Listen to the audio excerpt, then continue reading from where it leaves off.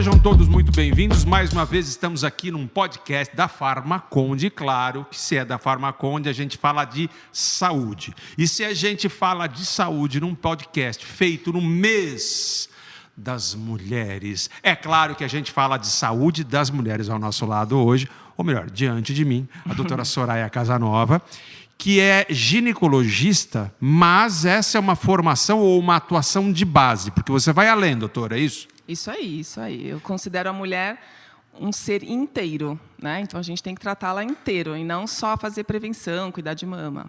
E daí, quando você diz isso, naturalmente existe um tipo de medicina, acho que é tipo, ou enfim, um nome para essa medicina que você pratica, que é medicina lifestyle.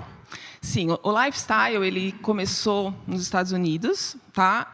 Dentro da Universidade de Harvard, com a observação de um cardiologista que ele fazia cirurgias cardiológicas e via que as pessoas voltavam com o mesmo problema depois de 2, 3 anos, ele tinha que reoperar.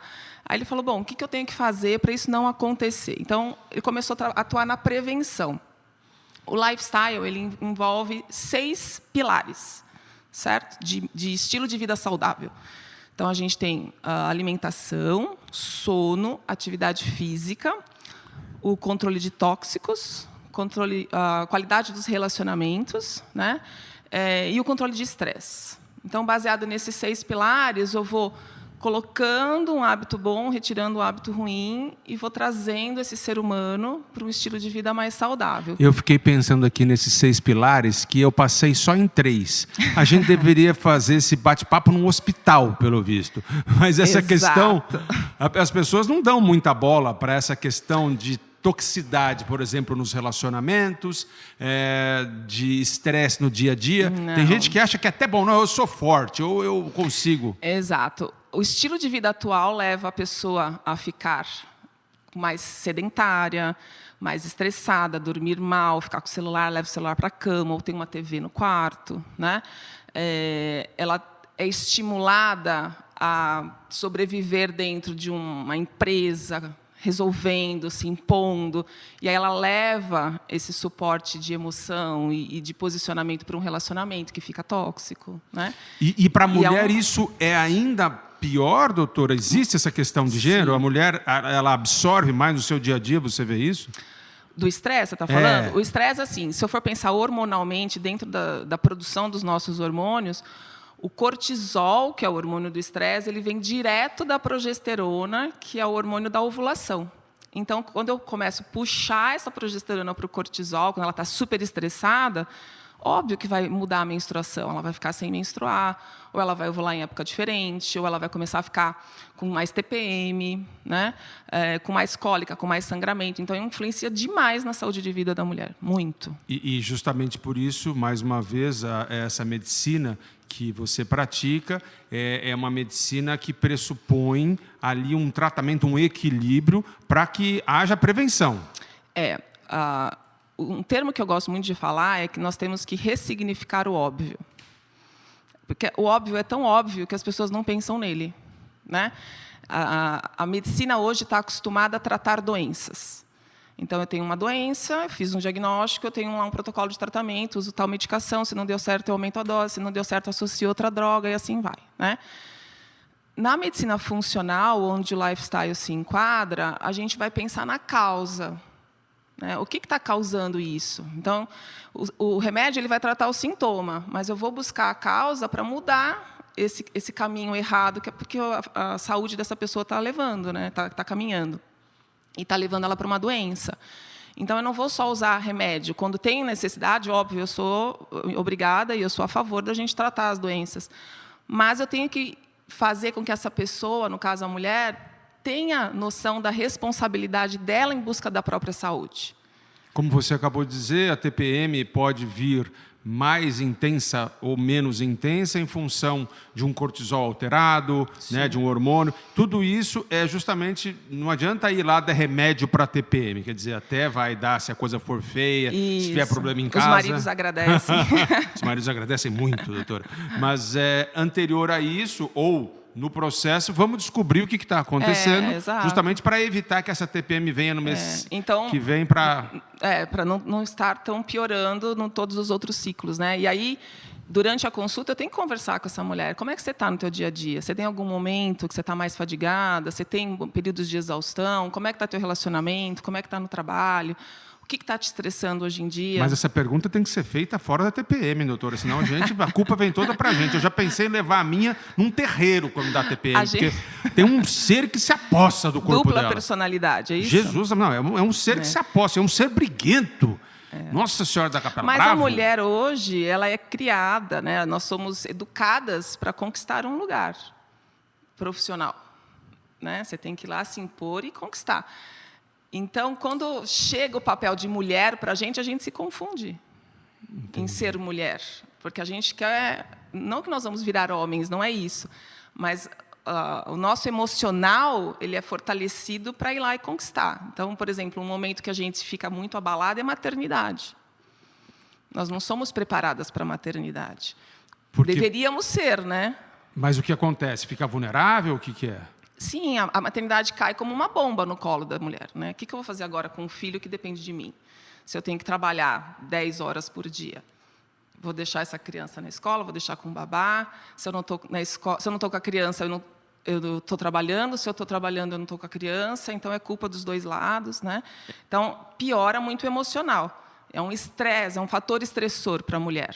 Não é... Pode fortalecer uma depressão pós-parto, mas não é uma depressão pós-parto. Não, ainda não. Você tem vários graus. A gente pode até, nesse momento, perceber um transtorno de ansiedade numa mulher gestante e atuar para isso não virar uma depressão pós-parto, né? Mas você tem que ficar muito atento, porque isso é um quadro bem severo, né? Bom, nós estamos no mês das mulheres, um mês tão importante justamente para que se fale das necessidades, dos avanços, das conquistas, dos anseios das mulheres e que há ainda, eu acho, as mulheres enfrentam diariamente preconceitos, dificuldades, obstáculos no mercado de trabalho, no dia a dia, como você acabou de dizer sobre, né? Eu sou mãe, ou eu trabalho, ou sou os dois, como é que eu resolvo os dois? E, enfim, então, por isso tudo, a gente está se encontrando hoje com a doutora Soraya Casanova. E, doutora, no dia a dia, o que mais ocorre? A gente já falou um pouco de TPM, desse estresse pós-parto, do dia a dia da mulher ali, mas o que mais acontece e em que a medicina que você pratica, né, atua no dia a dia, melhorando a vida das mulheres? Se eu for pensar no que mais mata uma mulher hoje, assim como o homem, são as doenças cardiovasculares, certo? Então, o infarto e o AVC é o que mais mata uma mulher hoje. Principalmente pós-menopausa, mas pré-menopausa também é a primeira causa de morte. Então, eu tenho que reverter os fatores que levam a essa hipertensão que vai causar o AVC ou derrame, o AVC ou IAM. Então, eu tenho que pensar na obesidade, o sobrepeso, no sedentarismo, na síndrome metabólica. Tá? Então, hoje, numa população de quase 60% que nós temos de sobrepeso e obesidade, isso só no Brasil, é o principal fator causador da morte lá para frente. Então, os estudos do lifestyle mostram que se a gente conseguir se incorporar, assim como eles fizeram numa cidade, um estudo de transformar a cidade inteira, e depois eles transportaram isso para o país inteiro, eles reduziram 82% a incidência de infarto nessa população e 73% de diabetes, só com lifestyle, sem medicação. Então, é muito forte, né, a capacidade de mudança e diminuição de incidência de mortalidade. E isso aí, voltando aos 6 pilares que a gente pode falar aqui sobre bom sono, boa alimentação, sono, atividade controle física, de toxicidade daquilo que você ingere. Isso. E aí a toxicidade não é só o álcool ou o tabagismo. A gente tem que pensar em contaminantes ambientais. Né? Nós vivemos em umas cidades industrializadas, com poluentes ambientais, com poluição, com plásticos, que a gente consome muito. Né? Então, um plástico aquecido também não pode, porque você também influencia na absorção de elementos que vão ser tóxicos no nosso sistema excretor, na liberação hepática. Uma vez eu estive com um médico que é um dos maiores cirurgiões bariátricos do país. Ele tinha feito mais de 5.000 cirurgias e ele falou disso, que na verdade a pessoa que está acima do peso, obesa, em muitos casos ela é uma vítima, até porque existem produtos que são mesmo saem do plástico e vão para a comida. São xenobióticos, e que acabam por viciar muitas vezes, não necessariamente isso que eu estou dizendo, mas enfim outras coisas que viciam ali a pessoa e a pessoa fica em função da comida, né? E o obeso tem um problema que no tecido adiposo é um tecido de depósito de contaminantes, inflamatório, né? De contaminantes. Então ele está sempre cada vez mais contaminado. Aí vai virando um ciclo vicioso, né? Que ele não tem energia para sair daquilo. E ele é multifatorial. A obesidade é multifatorial. É muito difícil controlar a obesidade, mas é possível. E eu sei o quanto é difícil, viu, doutora? E é um problema que fica logo acima do ombro, entre as orelhas, assim. É um problema que fica ali também. É multifatorial, né? Tem a ansiedade, tem a questão genética, tem a questão inflamatória, que a gente está falando da toxicidade, tem a questão da dieta americanizada que se vive hoje, né? Dos fast foods. Muito carboidrato, menos fibra. Doutora, agora, a gente, para voltar um pouco especificamente para a saúde da mulher, existe uma prática também que você faz, que é a prevenção de doenças que são pertinentes a cada idade, a cada faixa etária das mulheres. Não é isso? Você falou agora de uma pós-menopausa, então estamos falando provavelmente acima dos 50 anos. Isso. E que é o índice ou incidência de doenças cardiovasculares, o diabetes. Mas e antes, ali quando nós estamos falando de adolescente, de jovem, como são essas doenças? Cada faixa etária tem uma doença mais prevalente. Então, se eu for pensar na fase da adolescência, eu tenho o início da vida sexual, então ali eu posso ter desequilíbrios hormonais, alterações de morfologia, né, de formação de útero, se ela tem alguma cromossomopatia que eu tenho que buscar. Então, eu tenho que ficar de olho muito nessa menstruação e no desenvolvimento dos caracteres sexuais dessa menina, certo? Se são mais femininos ou mais masculinos. Quando eu estou na vida sexual mais ativa, na menacme, que a gente chama, que é a fase onde a gente vai engravidar, né? Eu tenho que tomar cuidado com as doenças sexualmente transmissíveis e com o câncer de colo de útero, que é a doença mais prevalente nessa fase, certo? Então, o transmissor do câncer de colo de útero hoje, aliás, o causador é o vírus HPV, que é o papiloma vírus humano. Contra o qual existe vacina. Uma vacina, isso. Existem 2 vacinas no mercado, uma bivalente e outra quadrivalente. A gente tem mais de 100 subtipos de HPV, tá? 4 mais prevalentes nas doenças genitais. Então, a gente vai atrás desses mais prevalentes e consegue detectar lesões pré-câncer. Por isso que o exame de Papa Nicolau é muito importante, porque eu detecto lesões antes de virar o câncer. E aí eu consigo, com um tratamento simples, não limitar a vida obstétrica dessa menina, né? Ela consegue gestar numa boa, ela consegue ter o parto dela numa boa, e sem precisar ter um tratamento tão agressivo como retirar esse útero, né? Ou fazer uma quimioterapia ou radioterapia. Eu consigo detectar lesões pré. Agora, a vacina, ela está no mercado há uns 15, acho que uns 15 anos no máximo, certo? Então, a gente vai ter uma noção de quão significativa está sendo essa proteção lá para frente, daqui a uns 20 anos ainda, certo? Porque quem foi vacinado foram meninas de 9 a 14 anos, até elas terem o início da vida sexual, se exporem ao vírus e poder desenvolver doença, é um pouquinho mais para frente, certo? E a gente não está falando ainda agora sobre essas meninas, adolescentes, né, melhor dizendo, e essas jovens. As mulheres sexualmente ativas, até os 40 anos, é a doença mais comum. Se eu pensar, por exemplo, no câncer de mama, só 10% do câncer de mama tem herança familiar, que acontece antes dos 40. Então, 90% do câncer de mama acontece pós 55 anos. Tá? Então, aí nessa faixa pós-menopausa, eu tenho a primeira doença que mais mata, AVC e IAM. Segunda, câncer, infarto agudo do miocárdio. Tá. Certo? Desculpa. A segunda, câncer de mama, então aí vem a mamografia, né, e o ultrassom de mamas como exames de rastreamento.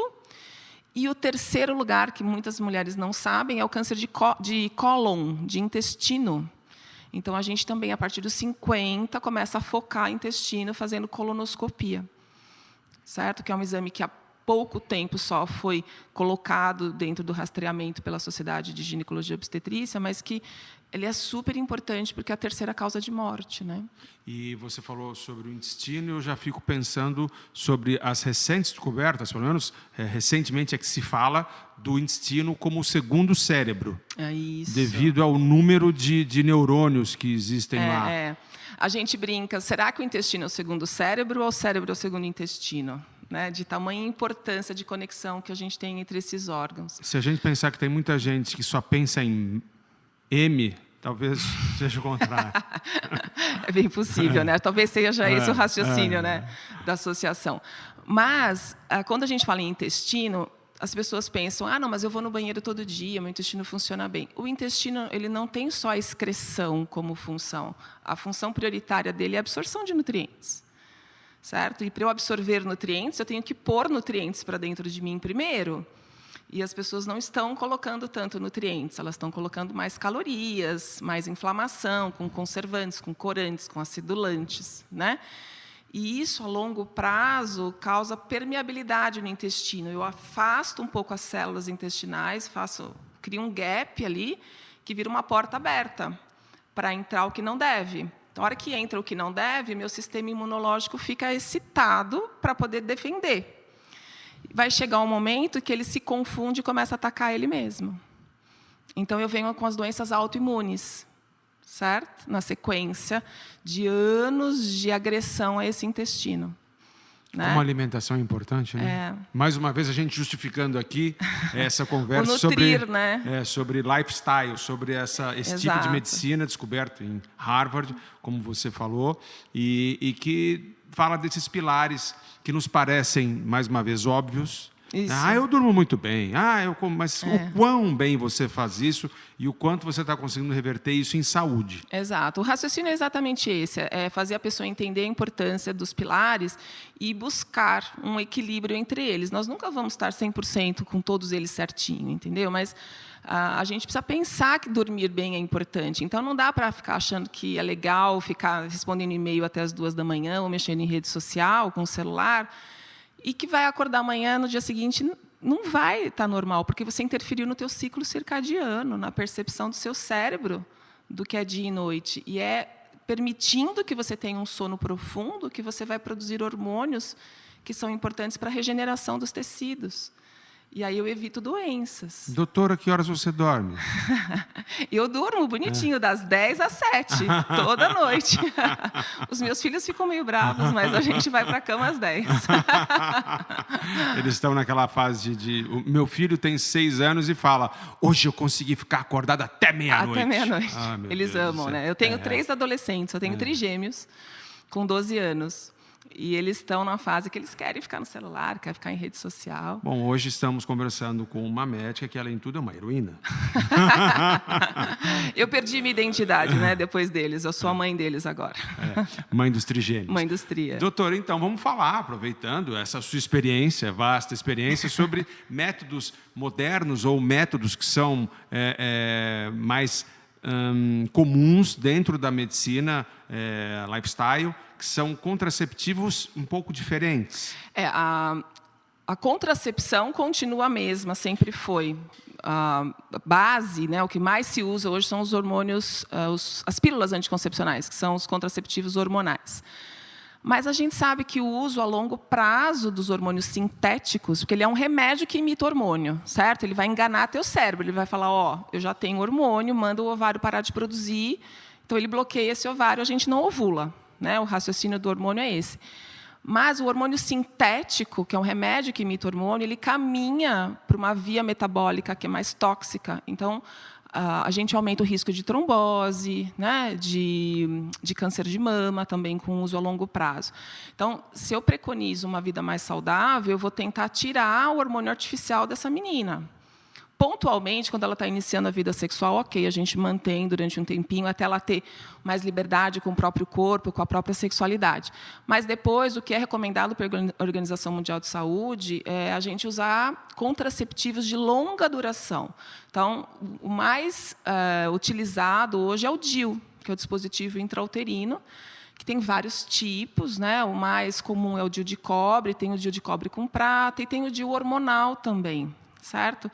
Mas que, apesar de ter hormônio, é um raciocínio diferente de absorção. Ele não é uma absorção sistêmica, não vai para o corpo inteiro, com tanto volume quanto o oral ou injetável, né? Ele vai atuar ali dentro do endométrio, afinando esse tecido e usando outras características para não deixar a mulher engravidar. Doutora, qual é a porcentagem de eficácia do DIU? 99,7%. Porque eu não quero ser irresponsável, mas a senhora está olhando para um filho de DIU. Mas aí o seu companheiro DIU dentro desse seu útero, ele não devia estar bem posicionado. Possivelmente. Possivelmente. Possivelmente eu o enganei. Ou porque você tinha que vir de qualquer jeito, né? Você era um serzinho revoltado ali. Pode ser. Tinha que vir. Temos alguns dados. Nenhum método é 100% eficaz, nem a própria laqueadura, nem a vasectomia, certo? Existe um percentual de falha de método. Mas a gente fazendo controle, hoje o ultrassom é tão disseminado, é tão fácil, muito diferente de 40 anos atrás, certo? Obrigado pelos 40, doutora. 48 anos atrás. Tá bom. Então, menos ainda, né? O ultrassom era uma coisa que, no caso, não se fazia. Hoje você faz ultrassom, que é um método não invasivo, barato. Você consegue fazer a cada 6 meses no primeiro ano, depois você faz anual, confirma a posição desse DIU e está tudo bem. Né? Sem interferência hormonal, sem aumentar risco de doença crônica não transmissível como a trombose, como o câncer. Estamos conversando hoje com a doutora Soraya Casanova. E, doutora, falamos sobre os métodos contraceptivos, é assim que se diz, não é? Isso.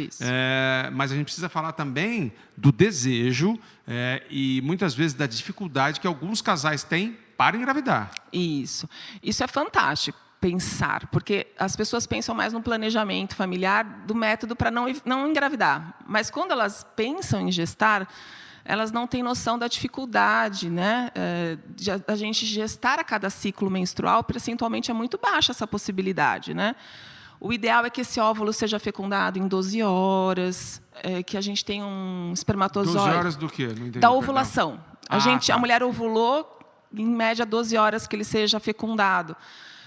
O espermatozoide também tem vários tipos, tem os móveis, tem os imóveis, tem os que têm alteração de cauda. Então, quando o homem faz um espermograma, tem lá uma oscilação de qualidade de espermatozoides. Tudo né? isso pode ser mapeado, a pessoa pode marcar ali exatamente, olha, a mulher liga para o marido, você pode sair do seu trabalho, eu posso sair também, vamos nos encontrar para fazer o bebê? Não, relação com hora marcada é broxante. Não é? Certo, Mas é muito broxante. Tem muita. Né? Tem. Pode ser feita. E quando a mulher bota na cabeça que ela quer engravidar, segura, né? Porque ela quer fazer de tudo para gestar.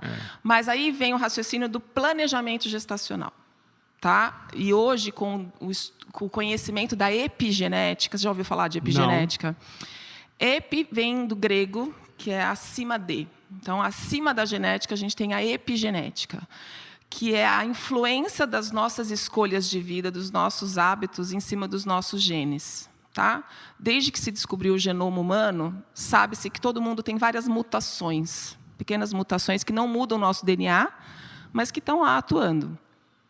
Quando eu tenho escolhas de vida saudáveis, eu vou lá, desligo essas mutações e eu vou tendo uma vida mais saudável. Se eu fizer ao contrário, fumar, ser tabagista, sedentária, não dormir, eu estou lá apertando o botão da mutação e eu vou favorecer uma doença provavelmente mais cedo do que meus pais, certo?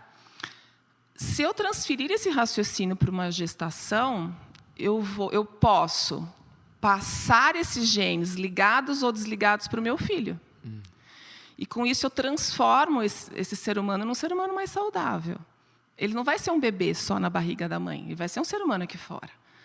Então, os estudos dos primeiros 1.100 dias do bebê, que incluem os 3 meses pré-gestacionais, a gestação e os 2 primeiros anos.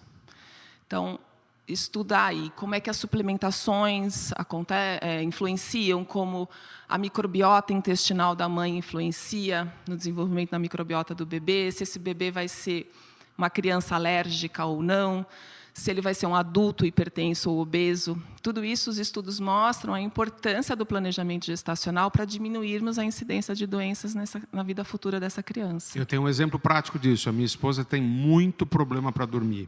Meu filho tem muito problema para dormir. Mas eu digo a ela, enquanto ele estava na sua barriga aos 9 meses, você não dormia. Ele aprendeu a não dormir, mais ou menos, falando de maneira ignóbia, mais ou menos isso. Mais ou menos isso. Essa influência é muito forte. Tá? E os estudos mostram, tem acompanhamento, por exemplo, de gêmeos idênticos, é um estudo finlandês muito bonito, bem desenhado, que acompanharam por 30 anos gêmeos idênticos que foram adotados por famílias distintas, às vezes até por países distintos, né? E essas pessoas desenvolvem as doenças da família adotiva. Olha. Pela influência epigenética. Né? Do ambiente onde elas estão inseridas, dos hábitos alimentares, dos hábitos de atividade física, dos hábitos de sono. É o que está além da genética. Está além da genética, acima da genética. E a epigenética tem uma força de 85% no desenvolvimento de doenças. A genética só 15%. Olha aí quanto. Então, falar, nossa, mas a minha família, todo mundo é hipertenso, todo mundo é diabético. Está todo mundo comendo a mesma comida ali no domingão, todo mundo pedindo fast food.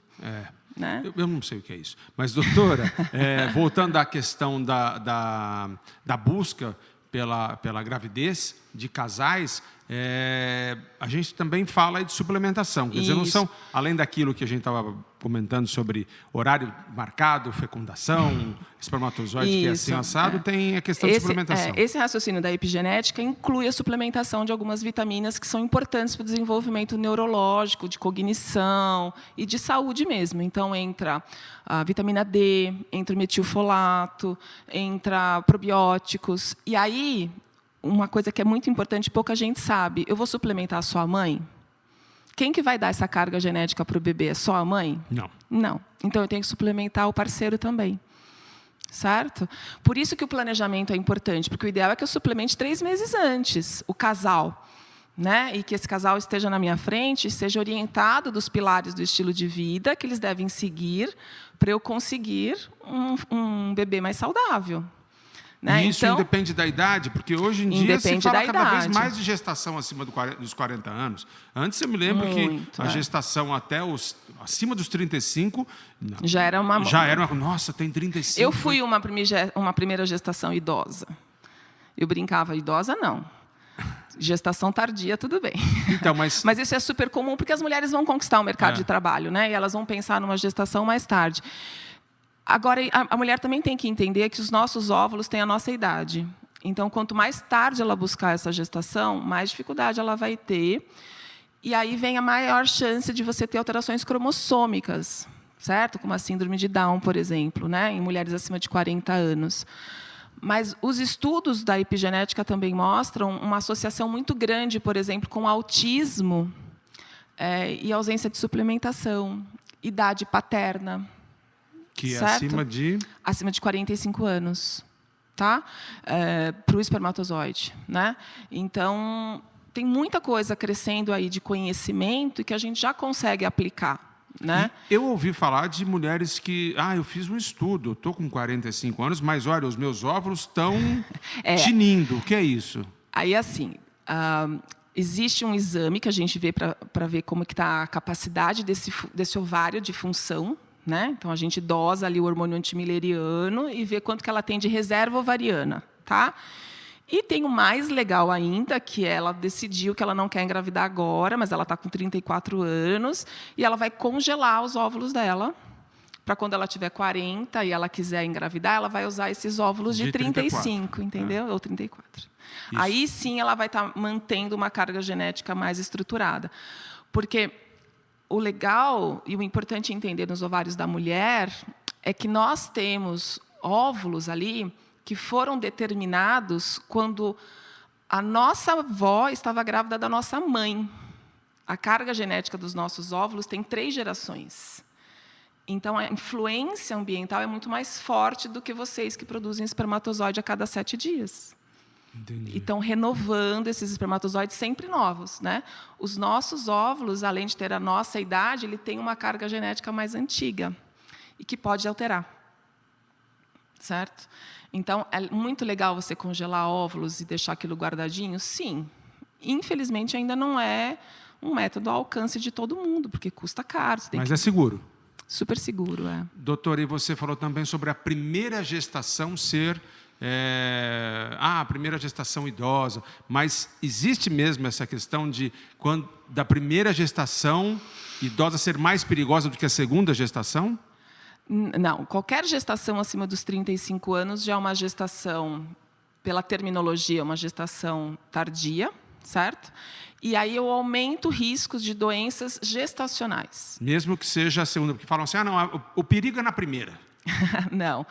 É que varia muito assim. Vamos dizer que se eu trocar de parceiro e tiver uma nova primeira gestação, o risco é maior, certo? Do que a segunda gestação com o mesmo parceiro, mas depende muito da patologia. Se ela fez um diabetes gestacional na primeira, ela tem uma grande chance gigantesca de fazer na segunda também, mesmo com o mesmo parceiro. O problema é que se você troca a carga genética, imunologicamente, para mim, é mais forte, porque eu estou entrando em contato pela primeira vez com aquela associação de genes, entendeu? Entendi. Então, a placenta é mais alergênica para a mulher. Como nós estamos sujeitos a detalhes e como é importante o que corpo se humano faça... é muito lindo, né? Ele funciona super bonito. Assim. Das mulheres um pouco mais, se me permite. Eu acho. Doutora Soraya, muito obrigado pela sua presença, obrigado por esse papo sobre a saúde da mulher, mas sobre a saúde como um todo que nós falamos aqui também. Esse foi mais um podcast da Farmaconde, sempre lembrando que nós estamos aqui para falar, para trocar ideias, para, enfim, tirar dúvidas sobre saúde.